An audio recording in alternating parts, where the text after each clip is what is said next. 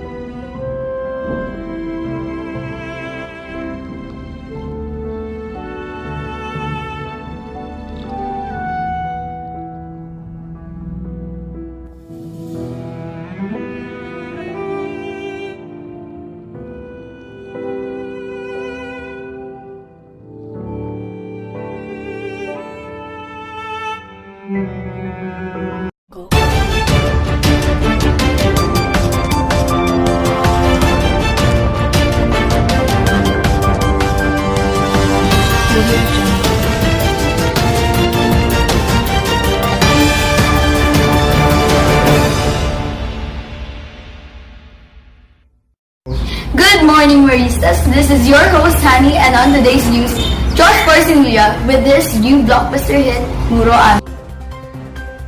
Good afternoon, Maristas.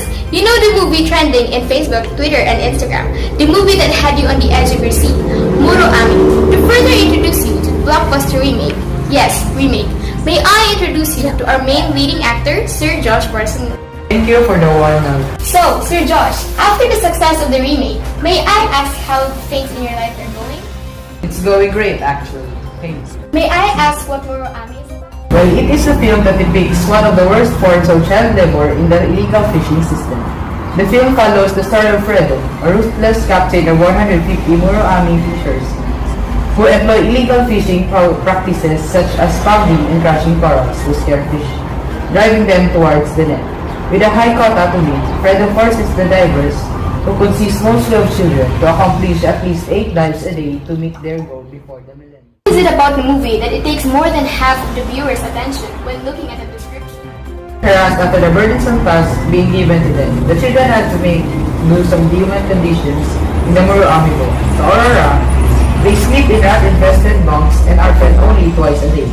Life above the water in the boat is much worse than the suffering the children encounter beneath the sea. For every dive, a child's life is perilously in danger. I feel like it's the suspense to it that makes it like that. What an amazing response, Sir Josh. A round of applause, please. This is Jade, and now that we know why we should watch the movie, let's go back to Honey for more information about it. Thank you, Jade. And congratulations to you too, Mr. Josh Porcinulia.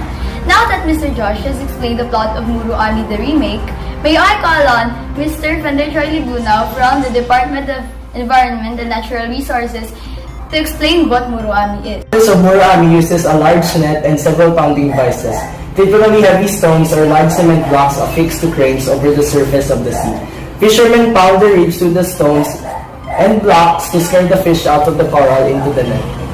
However, the fish are not so much scared out as forced out.